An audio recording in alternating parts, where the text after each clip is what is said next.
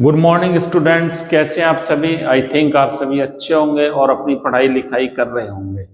चलिए आज की क्लास में हम बात कर रहे हैं थर्मोडायनेमिक्स की। और देखिए थर्मोडायनेमिक्स क्या है, बहुत ही इंपॉर्टेंट टॉपिक है। ये थर्मोडायनेमिक्स क्या है, बहुत ही इंपॉर्टेंट टॉपिक है। मार्क्स स्कोरिंग है, क्योंकि एग्जाम नजदीक है। हमें ऐसे टॉपिकों को कवर करना है जिसमें हम ज्यादा से ज्यादा मार्क्स ला सकें। इसमें हम कई क्लास पहले पढ़ चुके हैं। चलिए आज की क्लास में हम बात कर रहे हैं फर्स्ट लॉ ऑफ थर्मोडायनेमिक्स, जिसको क्या बोलते हैं FLOT, first law of thermodynamics. Important है ये बच्चों, और एग्जाम्स में आता रहता है, जिसको क्या कहते हैं ऊर्जा संरक्षण का नियम भी कहा जाता है, या law of conservation of energy. क्या बोलते हैं, law of conservation of energy भी जिसको कहते हैं, ऊर्जा संरक्षण का नियम। देखिए इसके लिए क्या स्टेटमेंट दिए गए, हम पहले स्टेटमेंट को लिखें। इसके लिए क्या क्या स्टेटमेंट हमें दिए गए। पहला स्टेटमेंट हम लिख लें, energy can neither be created nor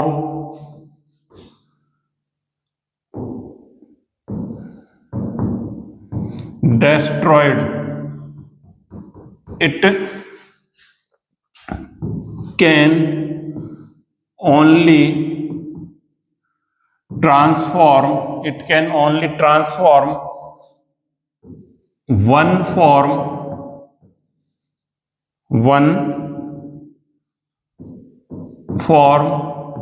to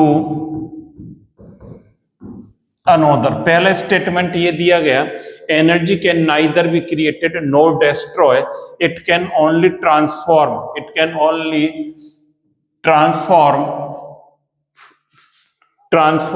one form to another. इसका क्या मतलब हुआ, इसका ये मतलब हुआ कि ऊर्जा ना तो उत्पन्न की जा सकती है ना नष्ट की जा सकती है, यह केवल एक रूप से दूसरे रूप में परिवर्तित होती रहती है। बहुत ही इंपॉर्टेंट स्टेटमेंट है। तो हिंदी मीडियम वाले विद्यार्थी भी इस प्रकार लिख सकते हैं, ऊर्जा ना उत्पन्न की जा सकती है ना नष्ट की जा सकती है, यह केवल एक रूप से दूसरे रूप में परिवर्तित होती रहती है। चलिए नेक्स्ट स्टेटमेंट इसका क्या था। नेक्स्ट स्टेटमेंट की हम बात करें, इसका नेक्स्ट स्टेटमेंट क्या है। नेक्स्ट लिखिए, द इंटरनल एनर्जी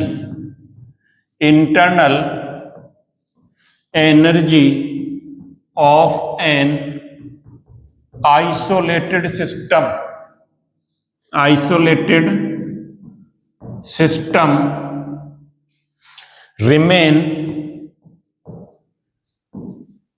remain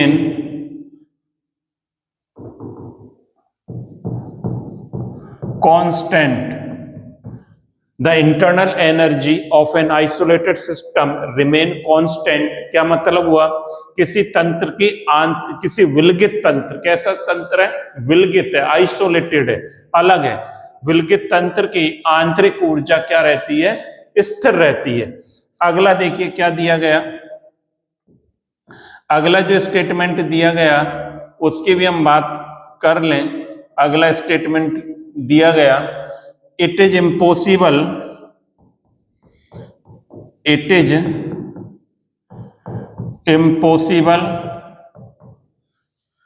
क्या इम्पॉसिबल है, to make a machine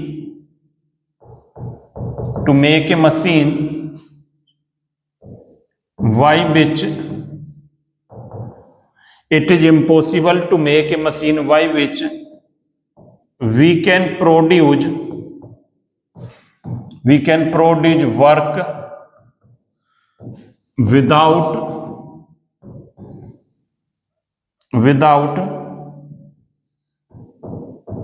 consume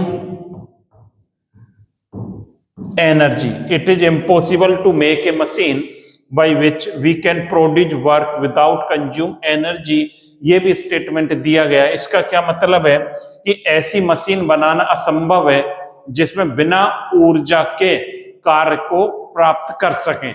मतलब हमें कार्य करना होगा तो एनर्जी की आवश्यकता होगी, बिना एनर्जी के हम कोई भी कार्य नहीं कर सकते हैं। और क्या दिया गया statement,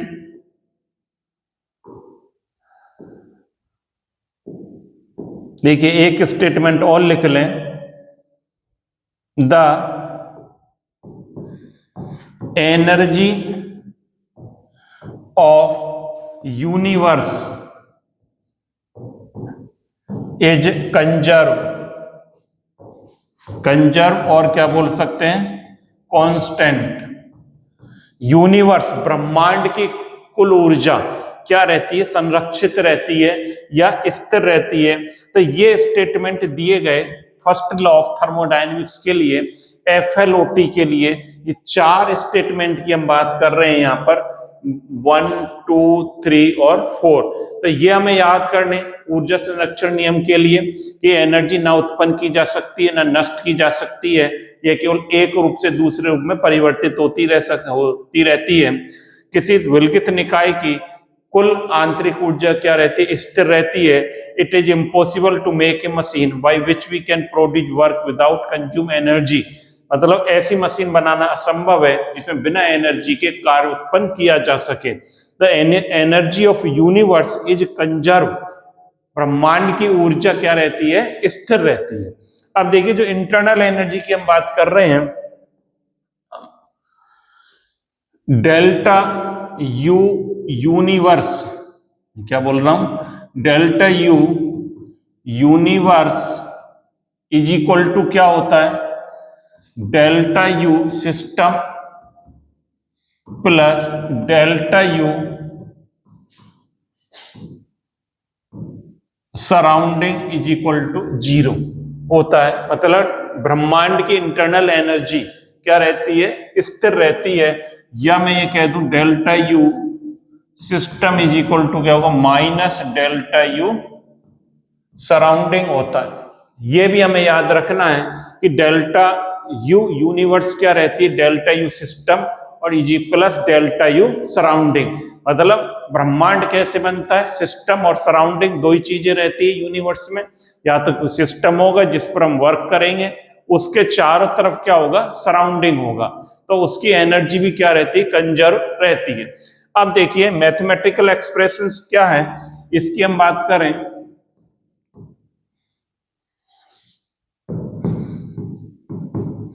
mathematical expressions of FLOT, ये भी इंपॉर्टेंट है। देखिए मैथमेटिकल एक्सप्रेशंस को हम समझें, कैसे समझेंगे इसको, देखिए यहां पे देखें, मान लीजिए कोई ये बर्तन है या मैं कह दूं ये सिस्टम है हमारा, जिसमें बर्नर लगा हुआ है और इसमें क्या भरा हुआ है, ये क्या है, पानी है, क्या है, H2। इसको हम क्या दें, Q हीट दें, क्या दे रहे हैं, Q हीट दे रहे हैं। कोई सिस्टम है हमारा, एक बाउल है, इसमें पानी भरा हुआ है, इसको हम क्या देंगे, Q हीट देंगे। इसकी कुछ इंटरनल एनर्जी पहले से ही होगी, तो देखिए क्या एक्सप्रेशन आएगा, Q हीट दी हमने इसको, इसकी इंटरनल एनर्जी क्या हुई, डेल्टा यू में परिवर्तन होगा जो पहले से इसकी इंटरनल एनर्जी है, प्लस क्या होगा, वर्क किया जाएगा, कुछ इस पर वर्क होगा। तो ये क्या है, ये तो क्या, delta U change in internal energy, change in internal energy, ये तो आंतरिक ऊर्जा में परिवर्तन हुआ। ये माइनस डब्ल्यू क्या है, work done by the system. जब इसको Q हीट हम देंगे तो सिस्टम पर क्या होगा, इंटरनल एनर्जी में चेंजेज आएगा, परिवर्तन होगा। वो किसके द्वारा होगा, कोई वर्क किया जाएगा सिस्टम के द्वारा। तो इसको हम क्या लिख सकते हैं, Q is equal to delta U minus W, या मैं इसको क्या लिख सकता हूं, देखिए ये आ गया Q is equal to delta U minus W, और हम इसको क्या लिख सकते हैं, delta U is equal to Q plus W। ये एक्सप्रेशन आ गया हमारा, इंपॉर्टेंट है।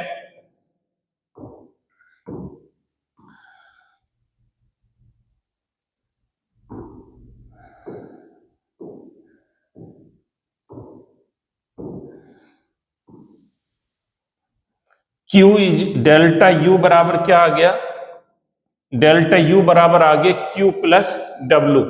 यदि चेंजेस बहुत ही माइन्यूट है, इफ चेंजेज इज माइन्यूट और स्मॉल, क्या लिखें, इफ चेंजेज इज माइन्यूट्स, तो क्या होगा, du इज इक्वल टू, अब क्या हो जाएगा, du is equal to dq plus dw। तो ये हम लिख सकते हैं du इज इक्वल टू क्या होगा, dq प्लस dw। इसको डेल्टा U को इंटरनल एनर्जी में परिवर्तन, इसको और क्या समझ सकते हैं, देखिए कोई भी सिस्टम है, उसकी एनर्जी कितनी, इंटरनल एनर्जी U है, उसको हमने क्या करा, इसको Q हीट दी हमने, क्या दी, Q हीट दी। आप समझे, सिस्टम था, उसकी इंटरनल एनर्जी कितनी, U, तो इसको Q हीट दी हमने, और तो ये क्या बन गया, U प्लस Q। अब जब इस पर क्या हुआ, कुछ इसके द्वारा वर्क किया गया, वर्क कितना किया गया, W वर्क किया गया, इसको लिख लें U1, W वर्क किया गया, तो ये क्या बन गया, U1 plus Q plus W। ये किसके बराबर आ गया, U2 के बराबर आ गया। नई इंटरनल एनर्जी बन गई इसकी, क्या बन गई, U2। तो U2 इज इक्वल टू क्या हो गया, U1 plus Q plus W। मैं क्या लिख सकता हूं, U2 minus U1 is equal to Q plus W, और क्या लिख सकता हूं, delta U is equal to Q plus W। ये हम लिख सकते हैं।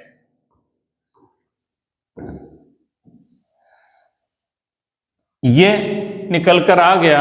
ये डेल्टा U में चेंजेज कैसे हुआ, मान लीजिए कोई सिस्टम है, उसकी इंटरनल एनर्जी कितनी, U1 है पहले से ही, अब उसको हमने Q हीट दे दी, Q हीट देने पर क्या बन गया, ये U1 प्लस Q, इसके द्वारा W वर्क किया गया, तो क्या इंटरनल एनर्जी में क्या चेंजेज आ गए, U1 plus Q plus W, एक नई इंटरनल एनर्जी बन गई।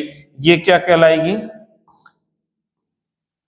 U2 कहलाएगी। तो U2 इज इक्वल टू क्या हो गया, U1 plus Q plus W, या U2 minus U1 is equal to क्या आ गया, Q प्लस W आ गया।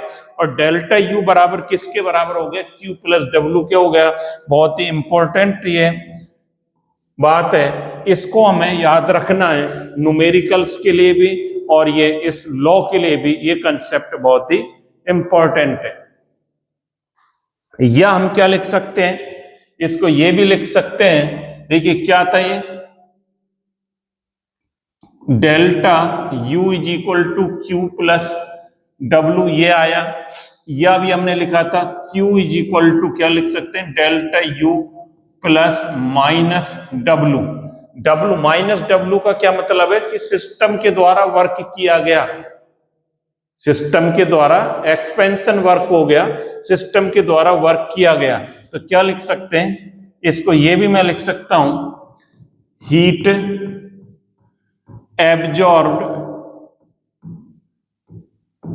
Absorbed by the system is equal to क्या हो गया, ये internal energy, change in internal energy, change in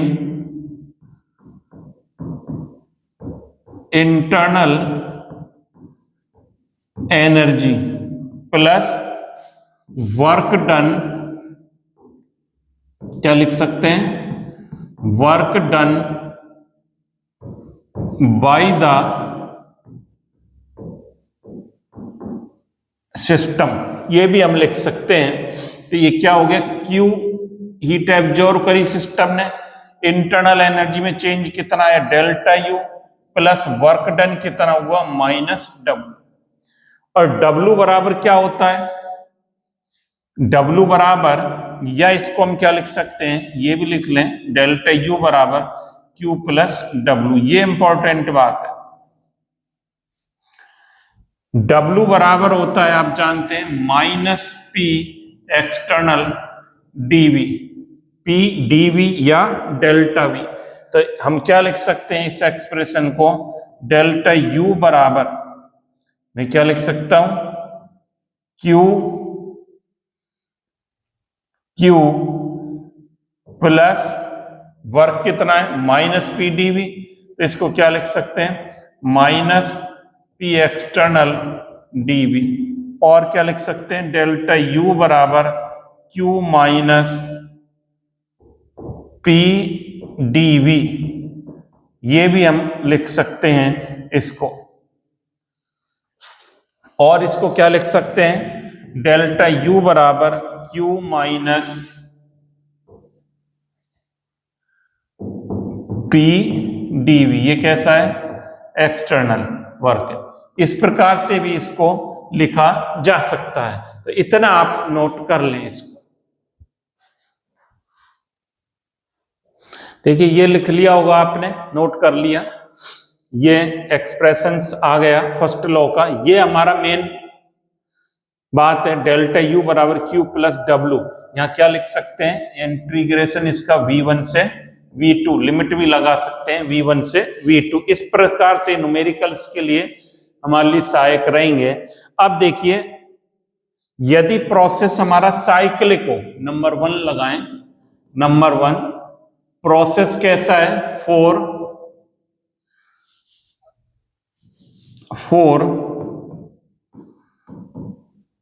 cyclic process, process कैसा है, साइक्लिक है, फ्रॉम एफ क्या कहता है, डेल्टा यू बराबर क्यू प्लस डब्ल्यू, इसको पकड़ के रखेंगे, डेल्टा यू बराबर Q plus W. Delta U क्या है, यू क्या है, स्टेट फंक्शन है, हमने प्रीवियस लेक्चर में पढ़ा था, स्टेट फंक्शन है। और साइक्लिक प्रोसेस में delta U is equal to क्या रहता है, 0। स्टेट फंक्शन के लिए साइक्लिक प्रोसेस में क्या रहेगा, ये डेल्टा यू 0 रहेगा जब हमारा साइक्लिक प्रोसेस रहेगा। और आइसोथर्मल हो, और isothermal delta T is equal to क्या हो जाएगा, 0 हो जाएगा। देखिए जब चक्रीय प्रक्रम होगा, ये डेल्टा यू क्या होता है, अवस्था फलन है, हमने प्रीवियस लेक्चर में बात की थी, डेल्टा यू अवस्था फलन है। और अवस्था फलन का मान साइक्लिक प्रोसेस के लिए क्या होता है, 0 होता है। एक अवस्था से दूसरी अवस्था से तीसरी, पुनः कहां पर आ जाता है, वो पहली अवस्था में ही आ जाता है। अब यहां पर ये रख दें, delta U is equal to 0 रख दें आप, तो ये क्या बन जाएगा, 0 is equal to Q plus W, ये बन गया। और Q इज इक्वल टू क्या हो गया, माइनस डब्ल्यू। ये स्टेटमेंट आ गया हमारा कि Q is equal to minus W, किसके लिए, साइक्लिक प्रोसेस के लिए। किसकी बात कर रहे हैं हम, ये बात कर रहे हैं हम साइक्लिक प्रोसेस की बात कर रहे हैं। इसके लिए Q is equal to minus W होता है। क्या मतलब हुआ, इसका क्या मतलब हुआ, इसका मतलब ये हुआ, the amount of heat absorbed, amount of heat absorbed by the system, the amount of heat absorbed by the system is equal to work done by the system for cyclic process। ये statement आ गया कि चक्रीय प्रक्रम के लिए तंत्र द्वारा अवशोषित ऊष्मा तंत्र द्वारा किए गए कार्य के बराबर होती है। माइनस डब्ल्यू आ रहा है, पहले भी बताया था प्रीवियस लेक्चर में, आपने नहीं पढ़ा हो तो उनको पढ़ें। वर्क डन कब माइनस में आता है? जब तंत्र द्वारा या सिस्टम के द्वारा वर्क किया जाता है। कैसा वर्क होगा? ये एक्सपेंशन वर्क होगा। कैसा होगा? एक्सपेंशन, विस्तार कार्य होगा। और जब तंत्र पर कार्य किया जाएगा तो क्या कहलाता है? संपीड़न, कंप्रेशन। तब डब्ल्यू हमारा कैसा आता है? पॉजिटिव आता है।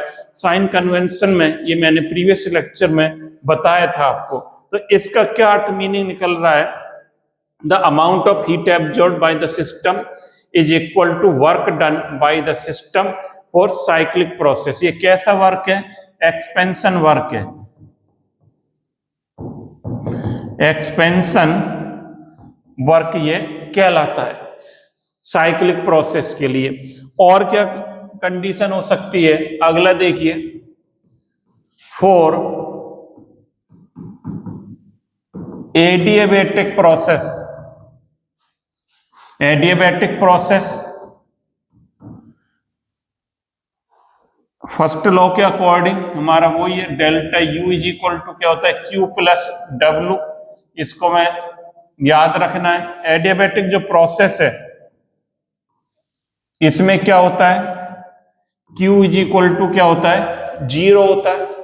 तो delta U is equal to क्या आ जाएगा? W। Delta U is equal to क्या आ जाएगा? W। तो इसका क्या मतलब हो गया?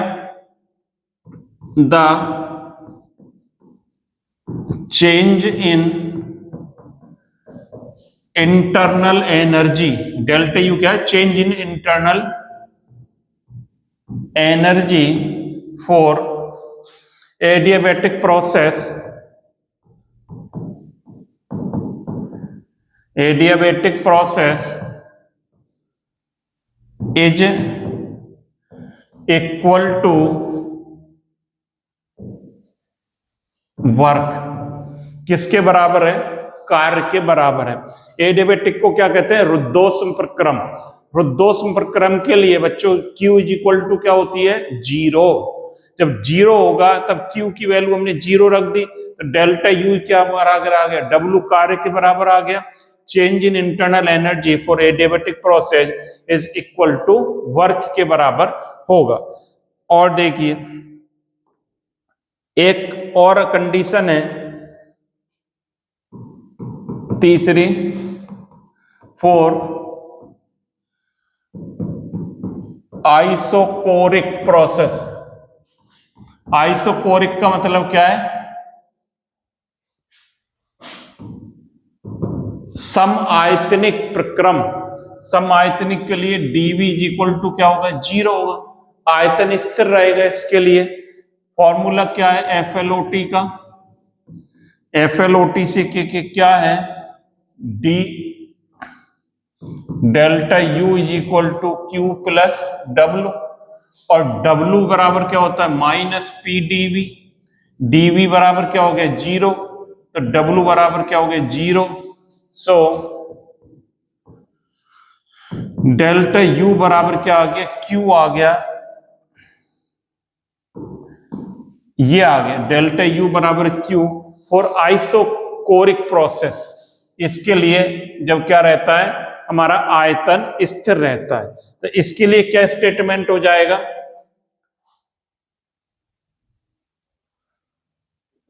क्या स्टेटमेंट हो जाएगा? जैसे हमने इसके लिए लिखा था, क्या लिखा था इससे पहले? The amount of heat absorbed by the system, क्या लिखेंगे? The amount of heat absorbed by the system for the amount of heat absorbed by the system at constant volume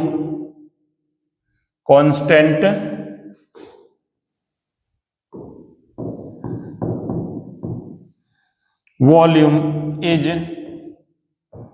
equal to change in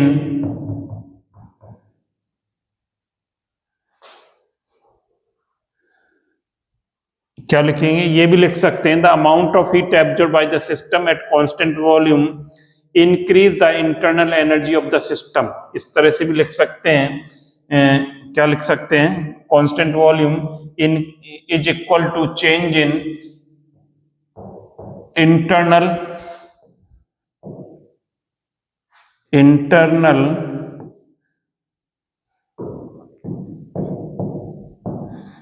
energy.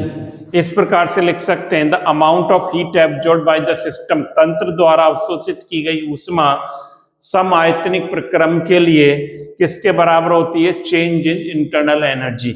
या इसको ये भी आप लिख सकते हो, the amount of heat absorb by the system at constant volume increase the internal energy of the system. System की internal energy और लिख दें increase the internal energy of system, ये भी आप लिख सकते हैं। तो इस प्रकार से हमने देखा कि अलग अलग प्रोसेस के लिए फर्स्ट लॉ क्या है, फर्स्ट लॉ का क्या स्टेटमेंट है, ये सारी चीजें आज हमने पढ़ी और आपको ये बढ़िया लगा होगा। इसी प्रकार आप पढ़ते रहें, मेहनत करते रहें और ये इंपॉर्टेंट शॉर्ट नोट एग्जाम्स में आता है फर्स्ट लॉ ऑफ थर्मोडायनेमिक्स का। इसके न्यूमेरिकल्स भी आ सकते हैं इस पर बेस्ड, तो इनको आप तैयार करते रहें और सब्सक्राइब करते रहें, चैनल को शेयर करते रहें, लाइक करते रहें, जिससे अधिक से अधिक विद्यार्थियों को इसका बेनिफिट मिले। Thank you.